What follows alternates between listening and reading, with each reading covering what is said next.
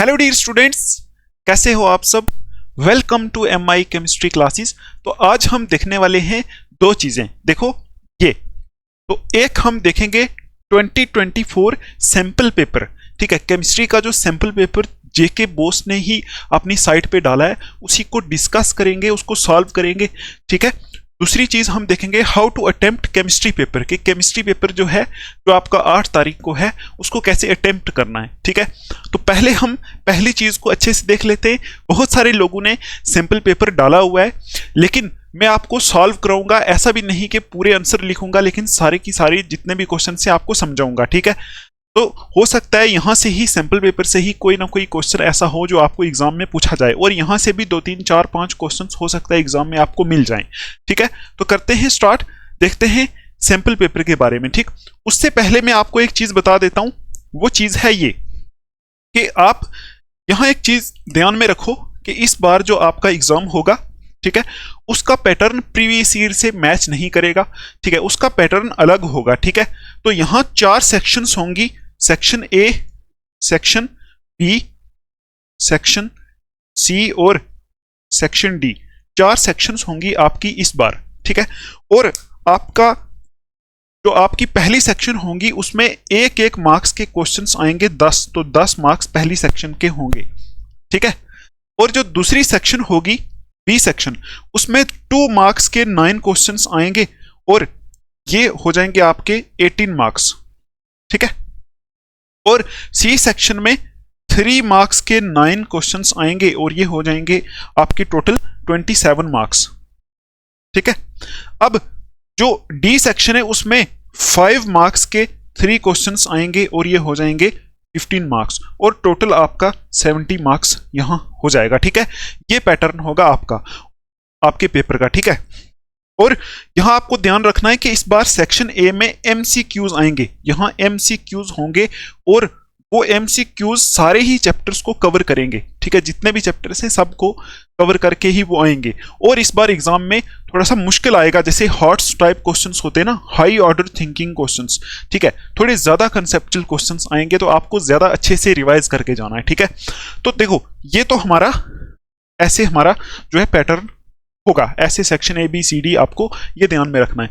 अभी मैं आपको और बहुत सारी चीजें बताऊंगा, पहले हम देख लेते हैं सैंपल पेपर। ठीक है, उसमें क्वेश्चंस जितने दिए हुए हैं उनको डिस्कस कर लेते हैं, फिर आगे चलते हैं। देखो तो ये रहेगा हमारा,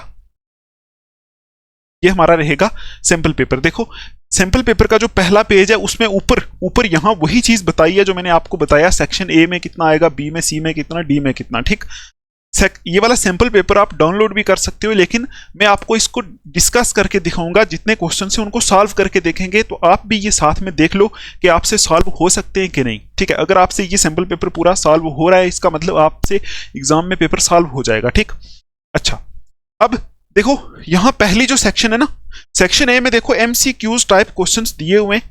ठीक है, तो इन MCQs टाइप क्वेश्चंस को हम यहां सॉल्व करते हैं। तो पहला क्वेश्चन जो है ये प्रीवियस ईयर में भी पूछा हुआ है ऐसा। ठीक है, अगर आपने ये देखो some basic concepts of chemistry से पूछा है, प्रीवियस ईयर मैंने भी डाला हुआ है। ठीक है, प्रीवियस ईयर क्वेश्चंस डाले हुए हैं, वहां भी ऐसा क्वेश्चन आपको देखने को मिलता है। ठीक, तो देखो यहां पूछा हुआ है number of water molecules is maximum in, मतलब वाटर मॉलिक्यूल किस में मैक्सिमम में। ठीक, तो ए ऑप्शन दिया हुआ है आपको, ए ऑप्शन दिया हुआ है आपको, क्या दिया हुआ है, 18 ग्राम ऑफ वाटर। ठीक है, 18 ग्राम ऑफ वाटर। ठीक है, बी ऑप्शन आपको दिया हुआ है यहां 18 मोल्स ऑफ वाटर। ठीक है, सी ऑप्शन आपको दिया है यहां 18 मॉलिक्यूल्स ऑफ वाटर। ठीक है, ऑफ वाटर, और डी ऑप्शन आपको यहां देखने को मिलता है 1.8 ग्राम ऑफ वाटर। ठीक, डी ऑप्शन है 1.8 ग्राम ऑफ वाटर। तो ये आप सॉल्व करो मेरे साथ। ठीक है, सॉल्व करो, आप भी अपनी नोटबुक निकालो, प्रैक्टिस करना स्टार्ट कर लो। ठीक है, देखो ये क्वेश्चन आप कैसे सॉल्व करोगे। ठीक, पूछा क्या है कि इन सब में मैक्सिमम नंबर ऑफ मॉलिक्यूल्स किस में होंगे, सबसे ज्यादा मॉलिक्यूल किस में। तो सी ऑप्शन अगर आप देखोगे यहां तो 18 मॉलिक्यूल पहले ही बोला हुआ है, यहां तो 18 ही मॉलिक्यूल्स हैं। ठीक है, उसके बाद देखो यहां 18 ग्राम ऑफ वाटर दिया है, तो इसमें मॉलिक्यूल्स को कैसे निकालते हैं आपको पता है। आपको पता है कि अगर 18 ग्राम वाटर दिया है, वाटर होता है H2O, तो 18 ग्राम के पहले आपको मोल्स निकालने पड़ेंगे। तो मोल्स निकालने के लिए आपको पता है मोल्स इज इक्वल टू क्या होता है, मास अपान एटॉमिक मास या फिर मास अपान मॉलिक्यूलर मास अगर कंपाउंड मॉलिक्यूल है, ठीक। तो मोल्स को n से रिप्रेजेंट करते हैं, इसका मास दिया हुआ है 18 ग्राम डिवाइडेड बाई H2O, ठीक। H2O का मॉलिक्यूलर मास आपको लिखना है 16 और 2 18, इसका भी 18 होता है, यहां से बनता है 1, ठीक। तो इसके यहां से आ जाते हैं 18 ग्राम ऑफ वाटर में आ जाते हैं 1 मोल, 1 मोल, ठीक है, 1 मोल आ जाता है। ऐसे क्वेश्चंस में आपको पहले मोल्स ही निकालने होते हैं, ठीक। तो पहले आप मोल निकालोगे, इसका 1 मोल हो गया, इसके 18 मोल दिए हुए, 18 मोल से, ठीक है। इसमें तो डायरेक्ट मॉलिक्यूल दिए हुए हैं, इसमें कोई जरूरत नहीं है। तो यहाँ 1.8 ग्राम ऑफ वाटर दिया है, इसके भी आप मोल्स निकाल लो। तो मोल्स कितने आएंगे, n is equal to 1.8 divided by 18 दिया हुआ है, डिवाइडेड बाई वाटर का मॉलिक्यूलर मास। तो यहां से आ जाएगा, ठीक है, 1.8 डिवाइडेड बाई 18 करोगे तो आएगा 18 बाई 10 इंटू 1 बाई 18, ये कैंसिल होगा, 1 बाई 10 आएगा, ठीक है। 1 डिवाइडेड बाई 10 करोगे 0.000, ठीक है, सिर्फ 0.0 लगाओ, 10 1 10 ऐसे आएगा। यहां आ जाएगा 0.01 मोल्स, ये आप देख लेना, कैलकुलेशन देख लेना, ठीक। तो यहां से आपने मोल्स निकाल लिए। अब आप क्या करोगे, अब आपने निकालने हैं मॉलिक्यूल्स। तो देखो मॉलिक्यूल्स कैसे निकालते हैं, आपको पता है 1 मोल ऑफ H2O, इसमें कितने मॉलिक्यूल्स होते हैं, 6.022 इंटू 10⁻23, मोल कंसेप्ट का क्वेश्चन है, ठीक। 1 मोल में इतने होते हैं, तो हमें पहले निकालना है 1 मोल में। तो 1 मोल में कितने मॉलिक्यूल्स होंगे, 6.022 इंटू 10⁻23 मॉलिक्यूल्स, ठीक। उसके बाद हमें निकालना है 18 मोल्स में। तो 18 मोल्स में कितने होंगे, 18 मोल्स ऑफ H2O में कितने मॉलिक्यूल होंगे, सिंपली करना है 18 इंटू 6.022 इंटू 10⁻23, ठीक। तो यहां आ जाएंगे 18 इंटू 6.022, ठीक है, इंटू 10⁻23, यहां इतने मॉलिक्यूल्स आ जाएंगे। और यहां आपको पता है कि यहां 0.01 मोल है, इधर इसका इस डी पार्ट के मोल निकलते हैं इतने, तो मॉलिक्यूल हो जाएंगे 0.01 इंटू 10⁻23, ठीक। अब आप इन सबको देख के बता सकते हो मैक्सिमम नंबर ऑफ मॉलिक्यूल्स किसमें, तो मैक्सिमम नंबर ऑफ मॉलिक्यूल्स होंगे 18 मोल्स, ठीक। तो यहां इसकी शॉर्ट ट्रिक ये भी हो सकती है कि आप पहले मोल्स निकालो, जिसके मोल्स सबसे ज्यादा हैं उसमें मॉलिक्यूल्स भी सबसे ज्यादा होंगे, ठीक है, पहले मोल्स निकालने। तो इसका आंसर आएगा बी ऑप्शन। अगर आपने भी सॉल्व किया, आपका भी ठीक हो गया तो बहुत अच्छी बात है, ठीक। तो नेक्स्ट क्वेश्चन देखते हैं। यहां देखो नेक्स्ट क्वेश्चन बोला हुआ है, according to Bohr theory angular momentum of electron in 5th orbit is. Bohr theory के अकॉर्डिंग मैंने इंपॉर्टेंट क्वेश्चंस आपको बताए थे, वहां भी मैंने आपको बोला था बोर मॉडल पक्का पढ़ना। तो बोर थ्योरी में एंगुलर मोमेंटम जो होता है उसका फार्मूला होता है h by 4 pi, NH by 4 पाई, ये होता है 4 पाई होता है, 2 पाई होता है, NH बाई 2 पाई, ठीक है।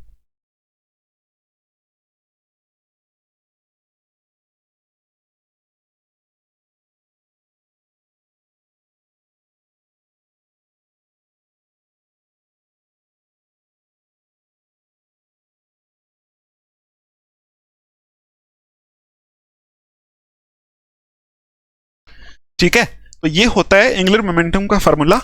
एंगुलर मोमेंटम को आई थिंक एल से रिप्रेजेंट करते हैं, NH बाई 2 पाई फार्मूला होता है।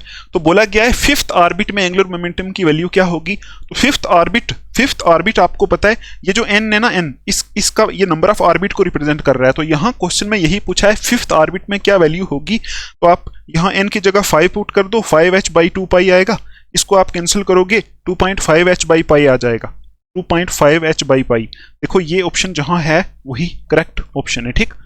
तो यहां आ जाएगा बी ऑप्शन, ठीक है। उसके बाद है थर्ड क्वेश्चन। देखो थर्ड क्वेश्चन पूछा है identify the least stable ion, मतलब लीस्ट स्टेबल आयन को आइडेंटिफाई करो। तो लीस्ट स्टेबल आयन जो है, यहां देखो आयन कौन कौन से दिए हुए हैं। एक दिया हुआ है हमें, दिया हुआ है beryllium, lithium beryllium boron carbon का है, lithium minus beryllium minus boron minus carbon minus, ये आयंस हमें दिए हुए। बोला गया है लीस्ट स्टेबल बताओ। तो हम इन आयंस की इलेक्ट्रॉनिक कॉन्फ़िगरेशन के बेस पे बता सकते हैं कि लीस्ट स्टेबल कौन सा है, ठीक है। तो आप क्या करोगे, पहले इनके एटॉमिक नंबर लिखोगे, 3 इसका होता है, 4 5 6। ठीक है, तो इलेक्ट्रॉनिक कन्फिगरेशन लिखो पहले सिर्फ लिथियम की। ठीक है, सिर्फ लिथियम की इलेक्ट्रॉनिक कन्फिगरेशन लिखो। तो इसकी होगी 1s2 2s1, इसकी हो जाएगी 1s2 2s2, इसकी हो जाएगी 1s2 2s2 2p1, और कार्बन की हो जाएगी 1s2 2s2 2p2। अब ये सिर्फ लिथियम बेरिलियम बोरॉन कार्बन की इलेक्ट्रॉनिक कन्फिगरेशन है। ठीक, अब हमें किसकी इलेक्ट्रॉनिक कन्फिगरेशन लिखनी है? लिथियम माइनस की। तो लिथियम माइनस की लिखने के लिए आपको एक इलेक्ट्रॉन और ऐड करना पड़ेगा। तो इसमें एक इलेक्ट्रॉन और ऐड करोगे तो 2s2 हो जाएगा। ये इलेक्ट्रॉनिक कन्फिगरेशन हो गई लिथियम माइनस की। ठीक, यहां भी बेरिलियम माइनस में एक इलेक्ट्रॉन और ऐड करोगे तो आपको पता है क्या होगा, यहां 2s2 भरा हुआ है, आगे 2p1 हो जाएगा। ठीक, यहां बोरॉन में एक इलेक्ट्रॉन और ऐड करोगे तो 2p2 हो जाएगा। ठीक है, यहां कार्बन में एक इलेक्ट्रॉन और ऐड करोगे तो 2p3 हो जाएगा। बस यहां से ही आपको देख के बताना है कौन सा लीस्ट स्टेबल है। अब आप अगर इस इलेक्ट्रॉनिक कन्फिगरेशन को चेक करो, ये तो स्टेबल है क्योंकि 2p3 है, हाफ फील्ड ऑर्बिटल हो गया, ये स्टेबल है। ठीक है, ये भी स्टेबल हो गई इलेक्ट्रॉनिक कन्फिगरेशन। देखो 1s2 2s2 fully filled orbital है, ये भी स्टेबल हो गई। मतलब लिथियम और कार्बन की तो इलेक्ट्रॉनिक कन्फिगरेशन स्टेबल है। उसके बाद देखो इन दोनों को, इसमें और इसमें कौन सी इलेक्ट्रॉनिक कन्फिगरेशन स्टेबल है? ठीक है, जो इलेक्ट्रॉनिक कन्फिगरेशन अनस्टेबल होगी उसी के करस्पॉन्डिंग जो आयन होगा वो लीस्ट स्टेबल होगा। बस इतना याद रखना है। अब देखो इसमें पहले सिर्फ 2s2 तक था, 2s2 तक था, मतलब पहले ये Be की इलेक्ट्रॉनिक कन्फिगरेशन स्टेबल थी। जब आपने एक इलेक्ट्रॉन और ऐड किया, मतलब माइनस वाला इलेक्ट्रॉन ऐड किया, तो 2p1 हो गई। ठीक है, अब एक देखो पहले तो 2s2 तक था, अब 2p1 हो गई। मतलब अगर 2p1 ना होता तो ये इलेक्ट्रॉनिक कन्फिगरेशन पहले से स्टेबल थी। जैसे ही एक माइनस चार्ज लगाने की वजह से 2p1 हो गया, तो ये इलेक्ट्रॉनिक कन्फिगरेशन बहुत अनस्टेबल हो गई। क्यों? क्योंकि यहां पहले 2p ऑर्बिटल था ही नहीं, मतलब 2p वाला ये सब शेल था ही नहीं, 2s तक था, अभी ये अनस्टेबल हो गई। लेकिन इसमें आप देखो पहले 2p1 था, एक इलेक्ट्रॉन और आया, तो इसमें से और इसमें से ये इलेक्ट्रॉनिक कन्फिगरेशन ज्यादा अनस्टेबल है। ठीक है, तो इसका मतलब Be माइनस जो है, ठीक है, बस इतना आपको याद रखना, Be माइनस जो है वो लीस्ट स्टेबल आयन होगा। तो यहां आप Be माइनस टिक कर सकते हो। ठीक, आपको समझ में आ गया होगा क्योंकि इसमें पहले तो इलेक्ट्रॉनिक कन्फिगरेशन स्टेबल थी, जैसे ही माइनस लगाया तो एक 2p1 ऐड हो गया, मतलब इलेक्ट्रॉनिक कन्फिगरेशन डिस्टर्ब हो गई, इसकी 2p1 एक्स्ट्रा हो गया। लेकिन इसमें वो चीज नहीं है, इसमें पहले से ही 2p था, एक इलेक्ट्रॉन आया, इसको उतना फर्क नहीं पड़ेगा, बोरॉन को उतना फर्क नहीं पड़ेगा, लेकिन बेरिलियम ज्यादा डिस्टर्ब हो जाएगा, इसलिए ये अनस्टेबल हो जाएगा। ठीक है, लीस्ट स्टेबल ये होगा। ठीक, ये इसका बेरिलियम आंसर है। अब देखो फोर्थ क्वेश्चन पूछा हुआ है कि sp3 पूछा है, sp2 पूछा है। ठीक, sp2 हाइब्रिडाइजेशन के करस्पॉन्डिंग कौन सा एंगल होता है? तो आपको ये याद रखना है, sp2 हाइब्रिडाइजेशन के करस्पॉन्डिंग ज्योमेट्री होती है ट्राइगोनल प्लेनर। ठीक है, ट्राइगोनल प्लेनर का मतलब है ट्रायंगल जैसी। यहां जो एंगल होता है वो 120 डिग्री होता है। ठीक, बस ये आपको याद रखना है, इसका आंसर यही है 120 डिग्री। उसके बाद है यहां फिफ्थ क्वेश्चन जो पूछा हुआ है वो बोला गया है कि volume of gas is reduce to half from its original. मतलब किसी गैस की वॉल्यूम जो है, ठीक है, मैं यहां कर देता हूं इसको, वॉल्यूम को रिड्यूस करके वॉल्यूम की रिड्यूस कर दिया गया है, हाफ कर दिया गया है। अब बताओ स्पेसिफिक हीट पे क्या फर्क पड़ेगा? ठीक, और देखो इस क्वेश्चन को ध्यान से समझो, ऐसा क्वेश्चन आपको पूछा जा सकता है, थर्मोडायनेमिक्स का क्वेश्चन है। ठीक, वॉल्यूम को रिड्यूस कर दिया गया है, बताओ स्पेसिफिक हीट पे क्या फर्क पड़ता है? तो देखो वॉल्यूम जो होता है ना, वॉल्यूम ये जो होता है अमाउंट के रिलेटेड।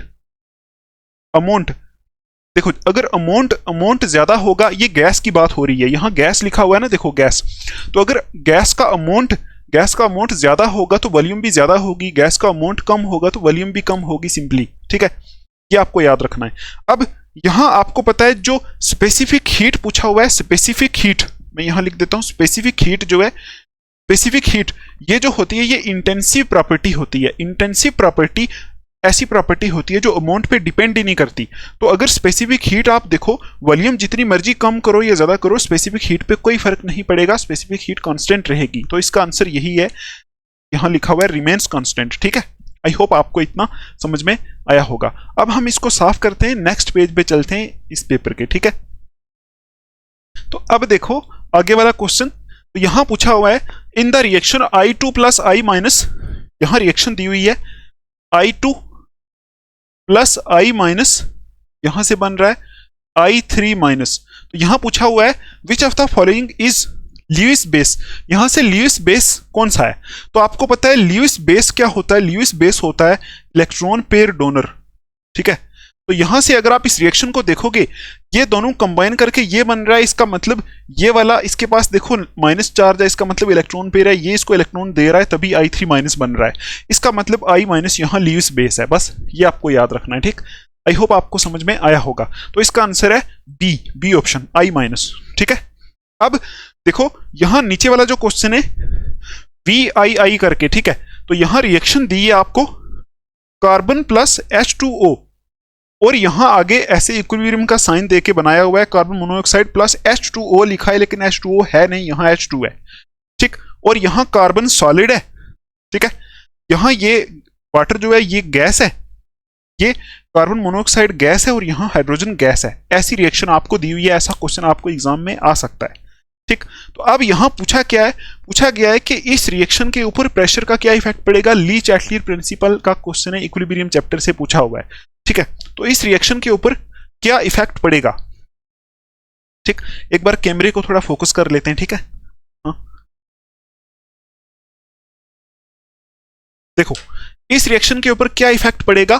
तो देखो ऐसी रिएक्शंस को करने के लिए देखो जहां प्रेशर का इफेक्ट देखना पड़ता है, वहां आपको गैसियस सब्सटेंसेस के मोल्स चेक करने पड़ते हैं। तो यहां देखो गैसियस सब्सटेंस सिर्फ H2O है, तो यहां कार्बन सॉलिड है, देखो सॉलिड के ऊपर प्रेशर का तो कोई इफेक्ट पड़ता नहीं, सिर्फ गैसियस के ऊपर पड़ता है, ठीक। तो यहां इस पूरी रिएक्टेंट साइड में नंबर ऑफ मोल्स कितने, गैसियस मोल कितने, 1 मोल, ठीक है। देखो एक ही वाटर है, इसका एक ही मोल है, तो यहां ये भी गैस है, ये भी गैस है, तो ओवरऑल 1 मोल इसका, 1 मोल इसका, यहां 2 मोल्स हैं, ठीक है। तो जब आपको पता है जब ऐसी गैसियस रिएक्शन के ऊपर प्रेशर का इफेक्ट हम डालते हैं according to Le Chatelier principle, जब हम प्रेशर इंक्रीज करते हैं तो रिएक्शन उस तरफ जाती है जिस तरफ मोल्स कम होते हैं। तो यहां देखो जब हम इस रिएक्शन का प्रेशर इंक्रीज करेंगे तो according to Le Chatelier principle reaction किस तरफ मूव करेगी, जहां मोल्स कम में। तो यहां 2 मोल्स है, यहां 1 मोल है, तो रिएक्शन यहां मूव करेगी, तो इसको बोलेंगे बैकवर्ड डायरेक्शन में या फिर रिवर्स डायरेक्शन में, क्योंकि यहां से यहां जाएगी तो मोल कम में, वैसे प्रेशर बढ़ाएंगे तो रिएक्शन उसका इफेक्ट उल्टा करती है। यही बोलता है ली चैटलियर प्रिंसिपल। आई होप आपको समझ में आया होगा। इसका आंसर है शिफ्ट इन रिवर्स डायरेक्शन, ठीक है, सी ऑप्शन, इसका आंसर होगा सी ऑप्शन, ठीक। नेक्स्ट क्वेश्चन पे चलो। देखो मेटल आयन M3+ है, नेक्स्ट क्वेश्चन बोला है मेटल आयन M3+ है, ये 3 इलेक्ट्रॉन और लूज कर रहा है, ठीक है, यही बोला है। अगर आप क्वेश्चन को पढ़ोगे मेटल आयन है M3+, ये 3 इलेक्ट्रॉन और लॉस कर रहा है, तो ऑक्सीडेशन स्टेट कितनी होगी। तो आपको पता है पहले 3+ है, तो जितने इलेक्ट्रॉन लॉस करता है उतना प्लस चार्ज आता जाता है, आता जाता नहीं, आता रहता है, ठीक। तो मेटल 3+ है, 3 इलेक्ट्रॉन और लॉस करेगा तो मेटल +6 हो जाएगा ना, मेटल +6, तो इसकी ऑक्सीडेशन स्टेट क्या हो जाएगी, +6, ठीक है। क्योंकि आपको पता है चार्ज स्पीशीज की ऑक्सीडेशन स्टेट वही होती है जो उनके ऊपर चार्ज होता है। तो इसकी +3 ऑक्सीडेशन स्टेट थी, 3 इलेक्ट्रॉन और लॉस कर दिए तो +6 हो जाएगी। अगर 3 गेन करता तो ये 3+ चार्ज भी खत्म हो जाता, ठीक है, लॉस कर दिए तो +6 ऑक्सीडेशन स्टेट हो जाएगी, यही इसका आंसर है, ठीक। उसके बाद देखो क्या पूछा हुआ है, HiO4 H3I5, देखो HiO4 H3I5 क्या बोला है, देखो H3IO5 है, IO5, ये पूछा हुआ है कि ये कुछ कंपाउंड्स दिए इनकी ऑक्सीडेशन स्टेट निकालो। ऐसा क्वेश्चन आपको एग्जाम में इस बार मिल सकता है, ठीक है। देखो आई होप आपको ये दिख रहा होगा, HiO4 H3IO5 एंड H5I, एक मिनट मुझे देखने दो, इसको बड़ा कर लेते हैं थोड़ा, अब आपको दिख रहा होगा, ठीक है। क्या पूछा हुआ है, HiO4 H3IO5 and H5IO6 and H5IO6, ये, ठीक। ये यहां 3 कंपाउंड्स दिए हुए हैं, बोला गया है कि इनमें इस आयोडीन की ऑक्सीडेशन स्टेट तीनों में निकालो। तो ऑक्सीडेशन स्टेट कैसे निकालते हैं आपको पता ही है, जिसकी निकालनी है उसको X मान लो। तो हाइड्रोजन का यहाँ हाइड्रोजन की जो यूजुअली ऑक्सीडेशन स्टेट होती है वो +1 होती है, ठीक, आपको +1 लेनी है। इसकी +1 है, +1 को सिर्फ 1 भी लिख सकते हैं, तो प्लस इसको X मान लो, माइनस इसकी एक ऑक्सीजन की -2 होती है, 4 की कितनी होगी, 4 दूने 8, तो -8 हो जाएगी, इज इक्वल टू कोई चार्ज नहीं है 0। तो 1 - 8 करेंगे तो X - 7 इज इक्वल टू 0 आएगा। x इज इक्वल टू आ जाएगा +7, तो यहाँ इसकी +7 ऑक्सीडेशन स्टेट आ जाएगी। इसी तरह अगर आप इसमें निकालोगे, यहाँ भी +7 आएगी, यहाँ भी +7 आएगी, तीनों में ही +7 आएगी, आप निकाल के देख सकते हो। ठीक, जैसे मैं इसमें निकालता हूँ तो यहाँ 5 हाइड्रोजन है तो 5 आ जाएगा, प्लस आयोडीन की निकालनी है x मान लो, प्लस 6 ऑक्सीजन है, 1 की 2 होती है तो 6 की कितनी आ जाएगी -12। ठीक, इज इक्वल टू 0, तो यहाँ आएगा x -7 is equal to 0, x is equal to +7, तो इसकी भी +7, यहाँ तीनों की ही +7 ऑक्सीडेशन स्टेट आती है। ठीक, आई होप आपको इतना समझ में आया होगा। तो इसका ऑप्शन नंबर सी करेक्ट है। उसके बाद जो क्वेश्चन है वो बोला हुआ है, ये ऐसे करके आपने पढ़ा होगा CCl2, इसको बोलते हैं डाइक्लोरोकार्बीन। ठीक है, डाइक्लोरोकार्बीन क्या है, इलेक्ट्रोफाइल है, न्यूक्लियोफाइल है, क्या है? तो आपको पता है कि इसको अगर हम चेक करें तो यहाँ 2 Cl तो जुड़े हुए हैं, 2 इलेक्ट्रॉन इसमें हैं, तो कार्बन का ऑक्टेट देखो यहाँ कंप्लीट है कि नहीं। तो देखो 2 2 4 2 6 इलेक्ट्रॉन कार्बन के यहाँ मतलब हैं, कार्बन के पास यहाँ टोटल 6 इलेक्ट्रॉन है, 2 इस बॉन्ड के 2 इस बॉन्ड के 2 ये इलेक्ट्रॉन है। ठीक, आपको ऐसा नहीं लिखना है कि ये फ्री रेडिकल है, ये फ्री रेडिकल नहीं है। ठीक है, ये अलग एक इंटरमीडिएट होता है, रिएक्शन इंटरमीडिएट टाइप बोलते हैं इसको। ठीक है, तो ये डाइक्लोरोकार्बीन है। यहाँ देखो कार्बन का ऑक्टेट इनकम्प्लीट है, मतलब कार्बन को यहाँ इलेक्ट्रॉन्स की जरूरत है, तो इसको इलेक्ट्रॉन की जरूरत है। तो इलेक्ट्रॉन की जरूरत किसको होती है? ठीक है, इलेक्ट्रॉन की जरूरत किसको होती है? इलेक्ट्रॉन की जरूरत है, मतलब इसको इलेक्ट्रॉन से प्यार है, मतलब ये इलेक्ट्रोफाइल है। इलेक्ट्रोफाइल मैंने आपको बताया था, इलेक्ट्रोफाइल का मतलब होता है इलेक्ट्रॉन लावर, इसको इलेक्ट्रॉन की जरूरत है, इलेक्ट्रोफाइल है। ठीक, यही इसका आंसर है। आई होप आपको इतना समझ में आया होगा। ठीक है, अब हम चलते हैं सेक्शन बी के ऊपर। तो अभी हम देख रहे हैं सेक्शन बी। तो सेक्शन बी के सारे जो क्वेश्चन है थ्योरेटिकल है। ठीक है, कुछ न्यूमेरिकल टाइप है, सारे के सारे मैं लिख कर नहीं बताऊंगा आपको, लेकिन समझाऊंगा आपको। ठीक, तो पहला क्वेश्चन देखो, यहां पूछा हुआ है right the general electronic configuration of P and D block elements. तो जनरल इलेक्ट्रॉनिक कॉन्फ़िगरेशन आपको याद करनी है, मैंने आपको पहले ही बताया था, जो मैंने इंपॉर्टेंट क्वेश्चंस की वीडियो डाली थी वहां भी आपको बताया था। तो पी डी एस एफ सारे ही ब्लॉक एलिमेंट की जनरल इलेक्ट्रॉनिक कॉन्फ़िगरेशन आपको आनी चाहिए, आपसे पूछी जा सकती है। ठीक, तो यही इसका आंसर होगा। देखो पी है ना, यहां क्या बोला है, पी एंड डी ब्लॉक की जनरल इलेक्ट्रॉनिक कॉन्फ़िगरेशन लिखो। तो पी ब्लॉक की कैसे लिखोगे, NS2 NP1 से 6, यही होता है पी ब्लॉक एलिमेंट्स की। ठीक, तो डी की कैसी होती है, डी की होती है N-1 डी और NS। ठीक है, NS यहां क्या हो सकता है, 0 से 2 हो सकता है, डी 1 से 10 हो सकता है। ठीक है, ऐसी होती है पी ब्लॉक एलिमेंट्स की, ये आपको पता है।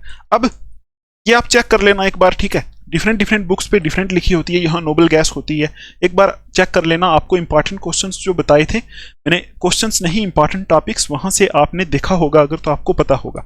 ठीक, अब देखो यहाँ second question, at 0 degree Celsius ice and water are present, equilibrium में प्रेजेंट होते हैं। यहां बोला गया है आइस और वाटर जो है, वाटर ये इक्विलिब्रियम में प्रेजेंट होते हैं किस पे, 0 डिग्री सेल्सियस पे। ठीक है, ये क्वेश्चन है। अब देखो what will happen on increasing the pressure, pressure बढ़ाने पे क्या फर्क पड़ेगा। ठीक, आपने देखा होगा जब आप फ्रिज में से बर्फ बना के निकालते हो, ठीक है, बर्फ बना के निकालते हो किसी बर्तन में, तो उस बर्तन में बर्फ ज्यादा होती है, पानी थोड़ा थोड़ा होता है। क्यों? क्योंकि 0 डिग्री सेल्सियस टेम्परेचर है ना, उस टेम्परेचर पे वाटर और आइस जो होते हैं वो इक्विलिब्रियम पे होते हैं। वहां आपने देखा होगा किसी बर्तन में कि वहां आइस की क्वांटिटी मोर होती है और वाटर की क्वांटिटी लेस होती है। बस यहां से ही आपको समझ में आ जाना चाहिए। यहां ली चैटलियर प्रिंसिपल लगा के आप आंसर लिख सकते हो। ठीक है, तो देखो आइस और वाटर इक्विलिब्रियम पे 0 डिग्री टेम्परेचर है, बोल रहा है कि प्रेशर इंक्रीज करने पे क्या इफेक्ट पड़ेगा। तो आपको पता है प्रेशर इंक्रीज करने पे, सपोज ये मोर है, इसको बोल दो सपोज मोर है तो मोल्स कितने होंगे, मोल्स ज्यादा होंगे, और यहां लेस है तो मतलब मोल्स कम होंगे, मोल्स कितने होंगे, लेस होंगे। तो आपको पता है प्रेशर इंक्रीज करने पे रिएक्शन किस तरफ जाती है, जहां लेस मोल्स हों, मोर से लेस की तरफ जाती है। तो अगर प्रेशर को हम बढ़ाएंगे तो ये रिएक्शन, इसको रिएक्शन मान लो, है तो ये फिजिकल प्रोसेस है, फिजिकल चेंज है, लेकिन रिएक्शन मान लो यहाँ ज्यादा मोल्स हैं, यहाँ ज्यादा मोल्स हैं, यहाँ कम मोल है, प्रेशर बढ़ाने से रिएक्शन ज्यादा से कम की तरफ जाती है। तो जैसे ही हम 0 डिग्री सेल्सियस टेम्परेचर पे प्रेशर को इंक्रीज करेंगे तो बर्फ से पानी बनना स्टार्ट हो जाएगा। ठीक, यही इसका आंसर है। आई होप आपको समझ में आया होगा। नेक्स्ट देखो, define oxidation and reduction according to classical concept. तो क्लासिकल कंसेप्ट के अकॉर्डिंग ऑक्सीडेशन एंड रिडक्शन को डिफाइन करना है। आपको पता है ऑक्सीडेशन क्या होता है? ऑक्सीडेशन होता है गेन ऑफ ऑक्सीजन या लॉस ऑफ हाइड्रोजन, यही था क्लासिकल कंसेप्ट। और रिडक्शन होता है लॉस ऑफ ऑक्सीजन या फिर गेन ऑफ हाइड्रोजन। ठीक, ये होता है। नेक्स्ट देखते हैं, what are carbocations and free radicals. तो आपको पता है कार्बोकैटायन क्या होते हैं? जब कार्बन के ऊपर किसी कंपाउंड में प्लस चार्ज आ जाए तो बोलते हैं उसको कार्बोकैटायन। अगर कहीं कार्बन के ऊपर ऐसे एक इलेक्ट्रॉन रह जाए तो उसको फ्री रेडिकल बोलते हैं। ठीक है, अच्छा नेक्स्ट क्वेश्चन देखो, दो method of preparation of alkanes बताने हैं। तो alkane, alkene, alkyne, hydrocarbon chapter में से आपको मेथड ऑफ प्रिपरेशन 2-2, 3-3 कर लेने। ठीक है, ये क्वेश्चन मैं आपको नहीं बताऊंगा, आप दो मेथड ऑफ प्रिपरेशन लिख लेना। ठीक, उसके बाद देखो, why is benzene extra stable. ये क्वेश्चन जो है, बेंजीन एक्स्ट्रा स्टेबल क्यों है? Although it has 3 double bonds. Benzene में 3 डबल बॉन्ड्स होती हैं, बेंजीन ऐसा होता है। ठीक, ये बेंजीन में 3 डबल बॉन्ड्स हैं, बोला गया है कि ये एक्स्ट्रा स्टेबल क्यों है? तो इसका रीजन क्या है? इसका रीजन है रेजोनेंस इफेक्ट। अगर आपने पढ़ा होगा तो रेजोनेंस इफेक्ट एक ऐसा इफेक्ट होता है जो कंपाउंड को बहुत स्टेबल कर देता है। तो इस बेंजीन में रेजोनेंस इफेक्ट लग रहा है। क्यों? क्योंकि ये तीनों की तीनों बॉन्ड्स कंजुगेशन में, देखो ये इधर जाएगी, ये इधर जाएगी, ये इधर जाएगी, ऐसे ये मूव करते रहते हैं electron up and down the plane. ठीक है, अगर आपने पढ़ा है तो आपको समझ में आएगा। तो इसलिए आप बोलोगे because of resonance effect benzene बहुत ज्यादा स्टेबल होता है। ठीक, नेक्स्ट देखो, define inductive effect and hyper conjugation. तो आपको इंडक्टिव इफेक्ट डिफाइन करना है। जैसे कार्बन चेन के ऊपर अगर कोई इलेक्ट्रोनेगेटिव या फिर कार्बन चेन के ऊपर अगर कोई ऐसा ग्रुप लगा दो, सपोज आर ग्रुप, तो कार्बन चेन के ऊपर इफेक्ट पड़ जाता है कुछ। जैसे अगर हम ऐसा Cl जैसा लगाएंगे तो ये इलेक्ट्रॉन खींचेगा, तो इसके ऊपर डेल्टा नेगेटिव आ जाएगा, यहाँ डेल्टा प्लस, फिर यहां से ये खींचेगा, यहाँ डेल्टा डेल्टा प्लस, यहां से ये खींचेगा। ठीक है, यहाँ 3-3 एरो दिखाना है, यहाँ डेल्टा डेल्टा डेल्टा प्लस, ये होता है इंडक्टिव इफेक्ट। ये ऐसा भी हो सकता है, इलेक्ट्रॉन देने वाला ग्रुप लगा हो तो इलेक्ट्रॉन देगा तो इसके ऊपर आ जाएगा डेल्टा प्लस, यहाँ डेल्टा माइनस, ये इसको देगा तो यहाँ डेल्टा डेल्टा माइनस, ये इसको देगा, यहाँ डेल्टा डेल्टा डेल्टा माइनस, ऐसे करके इंडक्टिव इफेक्ट होता है। और हाइपर कंजुगेशन तो आपको पता है, जहां ऐसा कोई केस होता है ना, जैसे ये सपोज ऐसा केस है, तो इसमें सपोज यहाँ हाइड्रोजन लगे हुए हैं, तो यहाँ अल्फा हाइड्रोजन है, ये अल्फा हाइड्रोजन है, ये यहाँ बॉन्ड बना लेते हैं, तो यहाँ ऐसे करके बॉन्ड चली जाती है। इसको बोलते हैं नो बॉन्ड रेजोनेंस भी बोलते हैं। ठीक, ये आपको पता होगा। ठीक, उसके बाद देखो, डिफाइन रेजोनेंस एंड ओजोनोलिसिस। मैंने आपको बताया था इंपॉर्टेंट टॉपिक्स में, अगर आपने नहीं देखी वीडियो एक बार जाके देख लेना, वहां से बाहर यहाँ कुछ नहीं है। ठीक है, वहां जो मैंने बताया था सारा वही है। ठीक, तो यहाँ देखो बोला गया है रेजोनेंस और ओजोनोलिसिस को डिफाइन करो। ठीक है, रेजोनेंस और ओजोनोलिसिस को डिफाइन करो। तो रेजोनेंस और ओजोनोलिसिस को आप आराम से डिफाइन कर सकते हो। ठीक है, रेजोनेंस इफेक्ट बेंजीन वाला जो पार्ट है एरोमेटिक हाइड्रोकार्बन में आपने पढ़ा होगा। ठीक है, ओजोनोलिसिस एल्कीन में और एल्काइन में एक रिएक्शन होती है, आपको पता होगा। ठीक, उसमें O3 ऐड करना पड़ता है। अब देखो नीचे रिएक्शन है, डिफाइन सल्फोनेशन, गिव एग्जांपल्स। तो सल्फोनेशन जो है, सल्फोनेशन, ठीक है, ये आपको पता है, ये एक electrophilic substitution reaction of benzene ring है। ठीक, हाइड्रोकार्बन में लास्ट पे आती है। यहां हम क्या करते हैं, बेंजीन रिंग को H2SO4 से H2SO4 के साथ रिएक्ट कराते हैं और बेंजीन रिंग के ऊपर एक ग्रुप ऐड हो जाता है SO3H। इस रिएक्शन को बोलते हैं सल्फोनेशन। ठीक, नेक्स्ट चलते हैं नेक्स्ट पेज पे। तो यहां देखो अब सी सेक्शन आ गई है। यहां क्या पूछा हुआ है, देखो discuss law of reciprocal proportion with example. तो ये आप कर लेना, लॉ ऑफ रेसिप्रोकल प्रोपोर्शन जो है वो आपको बताना, एग्जांपल देनी है। उसके बाद देखो यहां बोला हुआ है कि एक इनऑर्गेनिक सॉल्ट है जिसकी परसेंटेज दी हुई है, इसका आपको एम्पिरिकल फार्मूला निकालना है। ठीक है, तो देखो इसका एम्पिरिकल फार्मूला आपको निकालना तो आता ही है। ठीक, इसका आएगा Na2S2O3। ठीक है, ये इसका एम्पिरिकल फार्मूला आएगा अगर आप निकालोगे। ठीक, तो आपको निकालना तो आता ही है, ऐसा प्रीवियस ईयर में भी क्वेश्चन पूछा जाता है। तो आपको पता ही है जो परसेंटेज दी है उसको पहले ग्राम में कन्वर्ट करना है, फिर मोल में कन्वर्ट करना है, फिर सिंपल रेशो में करना है। ठीक है, तो बस इतना ही करना है। अच्छा, उसके बाद देखो डिस्कस अफबो प्रिंसिपल इन हंट्स रूल। ये तो आपको आना ही चाहिए, मैंने आपको पहले भी बताया है। एटॉमिक स्ट्रक्चर चैप्टर में से ये hunts rule, poly exclusion principle, उसके बाद अफबो प्रिंसिपल, हेजनबर्ग अनसर्टेनिटी प्रिंसिपल, ये सब आपको आना ही चाहिए। ठीक, तो ये आप कर लेना, लिख लेना। ठीक है। What is diagonal relationship with example, ये भी आपको पता ही होना चाहिए कि पीरियोडिक टेबल में, ठीक है, ऐसे करके एक रिलेशनशिप होता है ना, बेरिलियम, बोरॉन, कार्बन। उसके बाद यहां इसके नीचे जो एलिमेंट आएगा ना, उनमें डायगोनल रिलेशनशिप होता है, ऐसे करके यहां इसके नीचे जो एलिमेंट है, इसके नीचे जो एलिमेंट है, इसके नीचे ऐसे करके रिलेशनशिप होता है, इसको बोलते हैं डायगोनल रिलेशनशिप। ठीक, तो ये आपको करना है। ठीक, उसके बाद देखो explain sp2 hybridisation with example. तो sp2 हाइब्रिडाइजेशन को आपने एक्सप्लेन करना है। sp2 हाइब्रिडाइजेशन जो है आपको पता है, इसमें एक s 2 p ऑर्बिटल मिक्स होते हैं। ठीक है, 3 ऑर्बिटल बनते हैं, तीनों को बोलते हैं sp2 हाइब्रिडाइज्ड ऑर्बिटल। इसके अकॉर्डिंग जो शेप होती है ट्राइगोनल प्लेनर होती है। ठीक है, ये चीजें आपको यहाँ डिस्कस करनी है। ठीक, अच्छा, उसके बाद देखो मैंने आपको बोला था इंपॉर्टेंट टॉपिक्स वाली वीडियो में भी बोला था, मैं बार बार बोल रहा हूं, वहां मैंने बोला था VSEPR थ्योरी आपको करनी है और आपको शेप डिटरमाइन करनी आनी चाहिए। ठीक, तो ये जो मॉलिक्यूल है यहां देखो, on the basis of VSEPR theory predict the shapes, यहां आपको शेप्स बतानी है। ठीक, और यहां से सिर्फ 2 मॉलिक्यूल्स ऐसे हैं जो आपको कंफ्यूजिंग लग सकते हैं। ठीक, बाकी सबकी शेप आप यहां मेरे साथ ही निकालो। ठीक है, निकालो, प्रैक्टिस करो। एक NH4 प्लस मॉलिक्यूल है, ठीक है, और एक H3O प्लस मॉलिक्यूल है। ठीक है, तो ये इन दोनों की शेप निकालने में आपको कुछ फर्क हो सकता है। तो देखो NH4 एग्जैक्टली CH4 जैसा है। ठीक है, इसका मतलब कैसा होगा, टेट्राहेड्रल, बस इतना लिखना है। ठीक, H3O प्लस एग्जैक्टली NH3 जैसा है।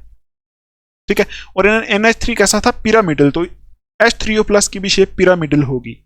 बाकी सबकी भी शेप आप निकाल सकते हो। केमिकल बॉन्डिंग का जो वन शॉट नहीं, केमिकल बॉन्डिंग का जो प्रीवियस ईयर क्वेश्चंस मैंने दिए हुए हैं, वहां मैंने आपको ये निकालना सिखाया था। ठीक, वहां से आप देख के सीख सकते हो। उसके बाद देखो state and explain Hess's law of constant heat summation. तो ये थर्मोडायनेमिक्स का क्वेश्चन है, ये मैंने आपको बोला था कि ये इंपॉर्टेंट है। ठीक है, ये भी आप देख लेना। अब इसको मैं यहाँ सॉल्व कराऊं वो भी अच्छा नहीं रहेगा, बहुत लेंथी वीडियो हो जाएगी। उसके बाद देखो बफर सोल्यूशन, ये भी मैंने आपको बोला था कि इंपॉर्टेंट है। बफर सोल्यूशन पूछा हुआ है, इक्विलिब्रियम चैप्टर का क्वेश्चन है। ठीक, उसके बाद 3 methods of preparation of alkynes के 3 मेथड्स ऑफ प्रिपरेशन पूछे हुए हैं। ठीक, तो ये थी सेक्शन हमारी सी करके। ठीक है, इसमें कोई वैसा क्वेश्चन है नहीं जैसे सेक्शन ए में था, समझाने वाला वैसा कुछ नहीं है, आपको सारे ही आते होंगे क्वेश्चंस। ठीक, उसके बाद देखो सेक्शन डी, तो यहां देखो क्वांटम नंबर्स पूछे हुए। तो आपको पता है क्वांटम नंबर्स 4 होते हैं, principal quantum number, azimuthal quantum number. ठीक है, उसके बाद मैग्नेटिक क्वांटम नंबर और स्पिन क्वांटम नंबर, ये 4, इनके बारे में एक एक पॉइंट लिखना है। तो क्या n की क्या वैल्यू होती है, l की क्या वैल्यू होती है, ये सब कुछ आपने यहां लिखना है। ठीक, उसके बाद इसके आर में देखो हेजनबर्ग अनसर्टेनिटी प्रिंसिपल पूछा है। ठीक है, तो ये आपको पता ही है कि ये क्या बोलता है, डेल्टा x इंटू डेल्टा, ऐसे करके बोलता है ना, delta x into delta t greater than और इक्वल टू h/4π। ठीक है, ऐसे करके होती है इसकी इक्वेशन। और ये बोलता है कि एक माइक्रोस्कोपिक पार्टिकल के लिए पोजीशन और मोमेंटम एक टाइम पे डिटरमाइन नहीं कर सकते 100% एक्यूरेसी से। ठीक, ये होता है। उसके बाद देखो फर्स्ट लॉ ऑफ थर्मोडायनेमिक्स पूछा है और इसकी मैथमेटिकल फॉर्मुलेशन पूछी है। तो थर्मोडायनेमिक्स का फर्स्ट लॉ मैंने आपको बोला था कि थर्मोडायनेमिक्स जो है उसके लॉज आपको करने हैं, तो वहां से ही क्वेश्चन पूछा हुआ है। उसके बाद हीट कैपेसिटी पूछा है और सीपी और सीवी के बीच में रिलेशन पूछा है। ठीक, हीट कैपेसिटी है, कुछ ज्यादा चीज नहीं है। उसके बाद देखो न्यूक्लियोफिलिक सब्स्टिट्यूशन रिएक्शंस क्या होती हैं। ठीक है, ये पूछा हुआ है। और इसके आर में IUPAC नोमेनक्लेचर के कुछ क्वेश्चंस दिए हुए हैं आपको। तो देखो IUPAC नोमेनक्लेचर के क्वेश्चंस मैं आपको कराता हूं, आपको रिवाइज हो जाएंगे। ठीक, तो बाकी ये जो थ्योरेटिकल है ये आप एक बार देखोगे तो आप 100% इसको कर लोगे। ठीक है, तो यहां इसको हम एक बार साफ कर लेते हैं, फिर चलते हैं हम, ठीक है, अपने नोमेनक्लेचर के क्वेश्चंस के ऊपर। तो अभी हम देख रहे हैं नोमेनक्लेचर वाला पार्ट। ठीक है, नोमेनक्लेचर वाला पार्ट, बाकी तो आपको रिवाइज करना पड़ेगा, बाकी हम आंसर नहीं लिख सकते क्योंकि वीडियो बहुत लेंथी हो जाएगी। ठीक है, तो देखो पहला क्वेश्चन बोला है, यहां पहला पार्ट है CH3 CH2 CH double bond, ये तो आप आराम से कर लोगे। CH3 CH2 CH double bond, CH आगे CHO लगा हुआ है, यही है। 1 2 3 4 5 कार्बन है, देखो 1 2 3 4 5 कार्बन है। ठीक, तो अब आप इसका नाम कैसे रखोगे, आपको पता ही है, आपको पता ही है नंबरिंग कहां से होगी। CHO ग्रुप लगा है 1 2 3 4 5। ठीक, तो रूल आपको याद रखना है, स्टार्टिंग में आप लिखते हो प्रीफिक्स। ठीक है, फिर लिखते हो वर्ड रूट, फिर लिखते हो प्राइमरी सुफिक्स, फिर लिखते हो आप सेकेंडरी सुफिक्स। ठीक, तो प्रीफिक्स में आ जाते हैं क्लोरो, ब्रोमो, मिथाइल, इथाइल। ठीक है, ये चीजें आ जाती हैं प्रीफिक्स में। ठीक, वर्ड रूट में आ जाता है मिथ है, इथ है, प्रॉप है या कौन सा है, ठीक है, कितने कार्बन का है। प्राइमरी सुफिक्स में आ जाते हैं एन है, इन है या आयन है, ठीक है। और सेकेंडरी सुफिक्स में आ जाता है ऑल है, ओल है, ठीक है, ओइक एसिड है, ओन है, कौन सा है, ये रूल होता है, ठीक है। यही आपको याद रखना है, बस ज्यादा कुछ याद नहीं रखना। तो बस इसमें देखो अगर प्रीफिक्स नहीं है तो वर्ड रूट से स्टार्ट करोगे। तो प्रीफिक्स इसमें कुछ दिख नहीं रहा है, वर्ड रूट कितना है, 5 कार्बन का पेंट आएगा, यहां लिख देता हूं मैं पेंट। उसके बाद प्राइमरी सुफिक्स देखो एन है, इन है या आयन है, तो यहां 2 पे इन है, पेंट 2 इन, ठीक है। 1 पे क्या है, 1 पे देखो ये प्राइमरी सुफिक्स हो गया। अब सेकेंडरी सुफिक्स लिखेंगे ना, 1 पे एल्डिहाइड है तो 1 पे आल आ जाएगा, दैट्स इट, ये इसका आंसर हो जाएगा, ठीक है। नेक्स्ट देखते हैं, ये बहुत इंपॉर्टेंट है, बहुत लोग इसको गलत कर लेते हैं, COOH COOH ऐसे करके दिया हुआ है, ठीक है। तो इसका नाम कैसे लिखना है, सीधा 1 2 कर दो इसको। 2 कार्बन है, 2 कार्बन को बोलते हैं ethane, ethane 1 2 1 2 ethane 1 2 die oic acid, ठीक है, इथेन पूरा आएगा यहां, ठीक, इथेन 1 2 डाई ओइक एसिड। देखो इथेन है, 2 कार्बन वाला इथेन है, सीधा ऐसे नहीं लिखना 1 2 ओइक एसिड, ऐसे नहीं लिख देना, 1 2 कब करके इथेन लिखेंगे, 1 2 डाई ओइक एसिड, ठीक है, इथेन 1 2 डाई ओइक एसिड, ये इसका नाम आ जाएगा। नेक्स्ट देखते हैं, तो ये देखो यहां क्या पूछा हुआ है, तो ये आप खुद भी कर सकते हो, ये जो सी पार्ट है ना, ठीक है, सी पार्ट को हम यहां देख लेते हैं। सी पार्ट में क्या बोला है, CH2 CH, इधर नहीं हो पाएगा, यहां लिख देते हैं इसको, CH2 CH CH double bond है इसमें, ठीक है, यहां डबल बॉन्ड है। आगे C के साथ COH लगा हुआ है, यहां ऊपर नीचे CH3 लगा है, ठीक है। तो देखो आपको सीधा सीधा प्रीफिक्स दिख रहा है इसमें, तो प्रीफिक्स जो है वो ये वाला है, ठीक। तो नंबरिंग कहां से होगी, यहां से होगी, क्योंकि सबसे बड़ा ग्रुप COH लगा हुआ है, ठीक है। तो प्रीफिक्स क्या है, 2 2 di methyl, 2 2 di methyl. Prefix के बाद क्या आएगा, वर्ड रूट 5 कार्बन का पेंट। अब देखो 3 पोजीशन पे इन है, 3 इन है, पेंट 3 इन, 1 पोजीशन पे ओइक एसिड, बस ये आपको लिखना है, 3 इन 1 पोजीशन पे ओइक एसिड है, ये होगा इसका नाम। अब डी का नाम आप लिख के बताओ, डी जो है वो हमारा ऐसा है, CH3 C double bond O C double bond O CH3, simple है, ऐसे करके है, ठीक। तो आपको पता है नंबरिंग जहां मर्जी से करो, यहां से करो 1 2 3 4, ठीक है। तो इसमें प्रीफिक्स तो कुछ है नहीं, सीधा सीधा ओन ग्रुप लगा है, कीटोन ग्रुप लगा है, तो 4 कार्बन वाले को बोलते हैं ब्यूटेन, ठीक है, ब्यूटेन। 2 3 पे क्या लगा है, डाई ओन, बस ये इसका नाम आ जाएगा, 10 2 3 डाई ओन, ठीक। अब देखो ये जो ई वाला पार्ट है, इसमें CH3 CH2 ऐसे नीचे करके दिया हुआ है, सिंपल है, CH3 CH3 नहीं है, CH2 है, CH2OH CHOH और नीचे CH2OH, ठीक, ये है। तो इसमें आपको सिंपल 1 2 3 यहां से नंबरिंग दे देनी है। तो 1 2 3 3 वाले को क्या बोलते हैं, प्रॉप, तो प्रोपेन आ जाएगा, propane 1 2 3 triol, alcoholic group OH group है, तो 1 2 3 ट्राईओल, ये आ जाएगा, ठीक है।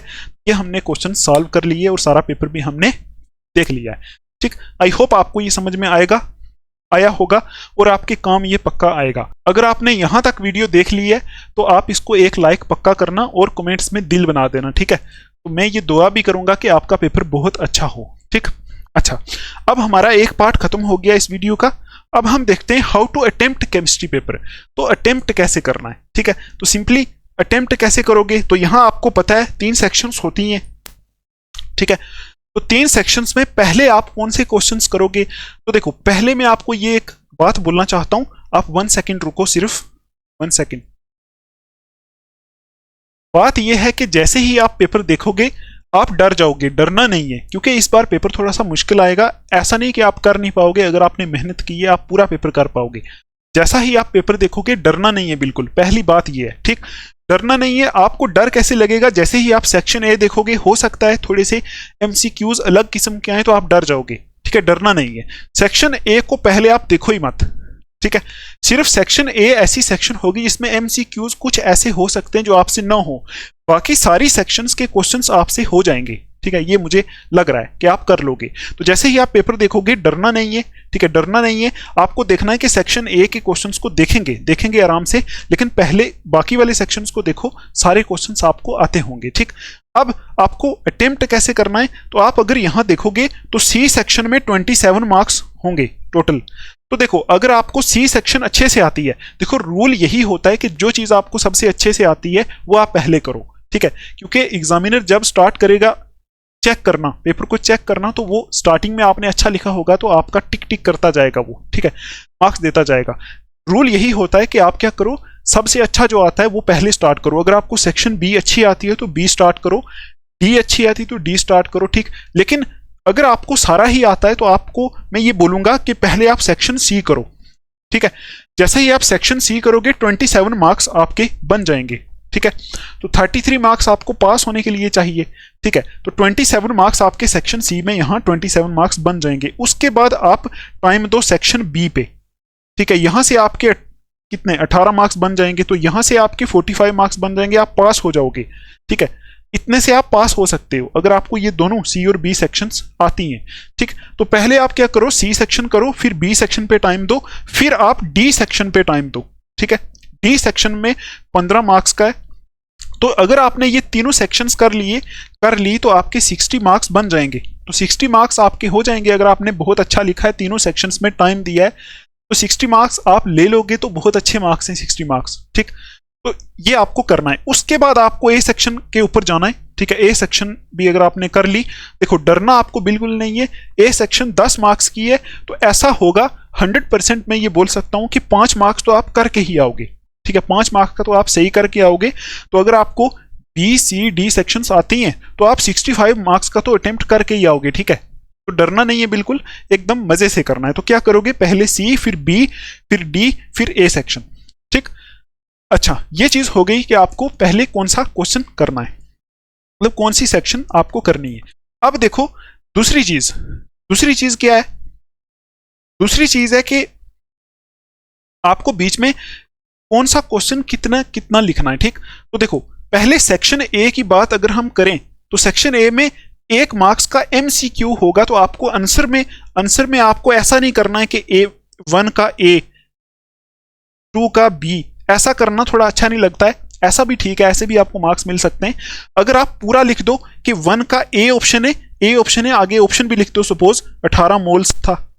ठीक है, B ऑप्शन है, सपोज 2 का आंसर नंबर 2 का जो है B ऑप्शन है, आगे सपोज था क्या था, रिमेन्स कांस्टेंट है। तो ये आप आगे ऑप्शन ये जो लिखा है ये भी पूरा लिख दोगे तो ज्यादा बेटर है। ठीक, तो ये आपको सेक्शन ए ऐसे करनी है। ठीक है, अब देखो सेक्शन बी जो है 2 मार्क्स के क्वेश्चन है, उसमें आप 2.5 से 3 लाइनों में एक्सप्लेन कर सकते हो। ठीक, और जितना पूछा है उतना पक्का आप एक्सप्लेन करना। ठीक है, ऐसा नहीं कि जितना पूछा है उतना आप कर ही नहीं रहे हो, ऐसे ही 2 लाइनें लिख के आ गए हो, फिर मार्क्स नहीं मिलेंगे। जितना पूछा है उतना करना, कोशिश करना। अगर कहीं पॉइंट्स बन रहे हैं तो पॉइंट्स में लिखो। 2 मार्क्स का क्वेश्चन है, 3 पॉइंट्स कर दो उसके। ठीक, तो लाइनें लिखनी है तो 2.5 से 3 लाइनों में इसको आंसर करना है। और 3 मार्क्स का क्वेश्चन जो है उसको आपने क्या करना है, 5 लाइनें एटलीस्ट लिखनी है। 3 मार्क्स के क्वेश्चन की 5 से 6 लाइनें आप लिख दो। ठीक है, अगर पॉइंट्स में लिखा जा सकता है तो पॉइंट्स में लिखो, बहुत अच्छा है। 3 मार्क्स का क्वेश्चन है तो 4 पॉइंट उसके पक्का लिख दो ताकि आपके मार्क्स ना कटें। ठीक है, इतना कम भी नहीं लिखना कि मार्क्स कट जाएं, इतना ज्यादा भी नहीं लिखना कि कट जाएं। ठीक है, तो जितना पूछा है उतना लिखना है। ठीक है, ये देखो 3 मार्क्स का क्वेश्चन आपको 5 से 6 लाइनों का लिखना है। ठीक है, और पॉइंट्स होंगे तो पॉइंट्स में लिखना है। अब देखो डी सेक्शन में 5 मार्क्स का क्वेश्चन है, तो मैं आपको बोलूंगा जितना पूछा है उतना लिखो, लेकिन कुछ ऐसा करो थोड़ा इसको लंबा कर दो क्वेश्चन को। तो इसको कम से कम 1 पेज आपने भरना ही है। ठीक है, 1 पेज इसका लिखना ही लिखना है। ठीक है, जैसे मतलब इसमें जो जो चीजें पूछी हैं उसके साथ में जो एग्जांपल्स वगैरह है, कोई डेरिवेशन वगैरह है, वो भी दे दो। ठीक है, वो भी दे दो। ठीक है, वो भी दे दो। ऐसा भी नहीं करना कि 5 मार्क्स का लिखते लिखते आप 1 घंटा वेस्ट कर दो, ऐसा नहीं करना। ठीक है, ऐसा नहीं करना।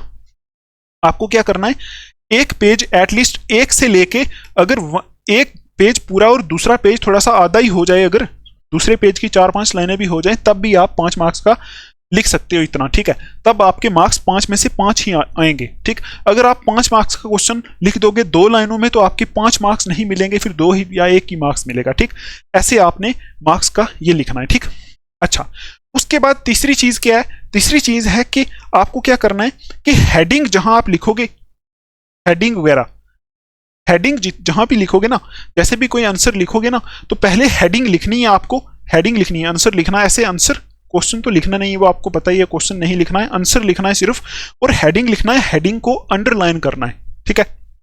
हेडिंग को क्या करना है, अंडरलाइन करना है, और हेडिंग को अच्छे से अंडरलाइन करना, बहुत सही से साफ साफ लिखना, और कहीं जो बीच में इंपॉर्टेंट पॉइंट्स हैं उनको भी अंडरलाइन करना, और कहीं अगर न्यूमेरिकल है तो फाइनल आंसर जो होगा, फाइनल आंसर उसको डब्बे में डाल देना, और कहीं अगर कोई डेरिवेशन है तो डेरिवेशन का जो फाइनल रिजल्ट होगा उसको भी डब्बे में डाल देना, ठीक है, डब्बे में डाल देना, ताकि वो देखने वाले को सीधा सीधा लग जाए कि आपने सही सही लिखा है, ठीक। ये चीज आपको करनी है, ठीक। अच्छा, उसके बाद क्या करोगे, उसके बाद देखते हैं,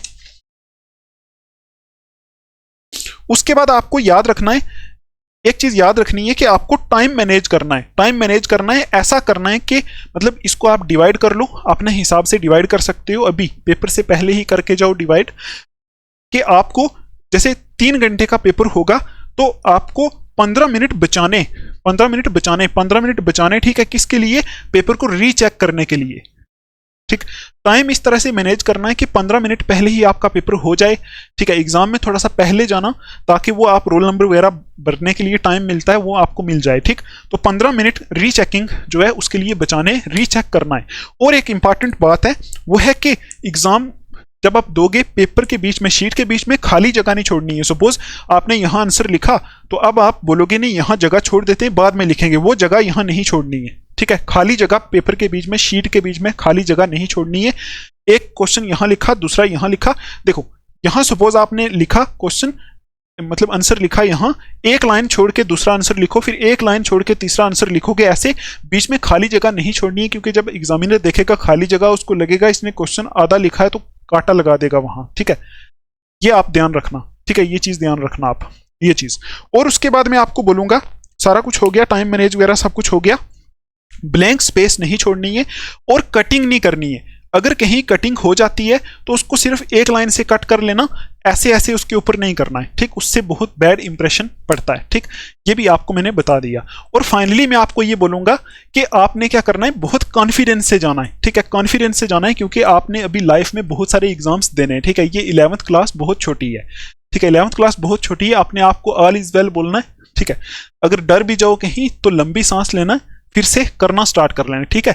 और डरने की आपको जरूरत नहीं है, 100% कॉन्फिडेंस से जाना, बोलना कि मैं आज करके ही आऊंगा, जो भी होगा पास तो हो ही जाऊंगा, ठीक। जैसे ही पास मार्क्स का हो गया तो आप और कॉन्फिडेंस से लिखना, ठीक। तो बिल्कुल कॉन्फिडेंस से जाना और ठंडे दिमाग से रहना, वहां पेपर को देख के उल्टा सीधा ऐसे हरकतें नहीं करना, मतलब कभी कभी हो जाता है, कभी पेपर देख के कान गर्म हो जाते हैं या मुंह गर्म हो जाता है, ऐसा नहीं करना है, ठीक है। 100% काम डाउन जिसको बोलते हैं, एकदम रिलैक्स होके कॉन्फिडेंस से लिखना है आपने, ठीक। और रोल नंबर वगैरह अपने पेपर पे लिखना मत भूलना, और अटेंडेंस शीट वगैरह मत भूलना, ठीक है, वो सब कुछ आपको पता है, ठीक है। तो फिर आई थिंक मैंने सब कुछ आपको बता दिया है। एक चीज और है कि जहां कहीं एग्जाम्पल देनी होगी या फिर कहीं रिएक्शन पूछा होगा तो वहां आपने रिएक्शन पक्का लिखनी है, एग्जाम्पल्स पक्का लिखनी है, ठीक है। अगर आपने एग्जाम्पल्स ना लिखी या रिएक्शन ना लिखी या जहां कहीं डायग्राम बोली या डायग्राम ना लिखी तो आपके मार्क्स जो हैं कट जाएंगे, ठीक है। रिएक्शन केमिस्ट्री में पक्का लिखनी पड़ती है, रिएक्शन के ही मार्क्स मिलते हैं, और एग्जाम्पल्स आपको पक्का देनी है, ठीक है। जब आपका एग्जाम हो जाएगा वापस आके आप यहाँ इस वीडियो में कमेंट भी कर सकते हो कि एग्जाम कैसा हुआ, ठीक है। तो फिर हम मिलेंगे नेक्स्ट वीडियो में, तो तब तक के लिए आप अपना ध्यान रखो, अच्छे से पढ़ाई करो, take care, thanks for watching and all the best.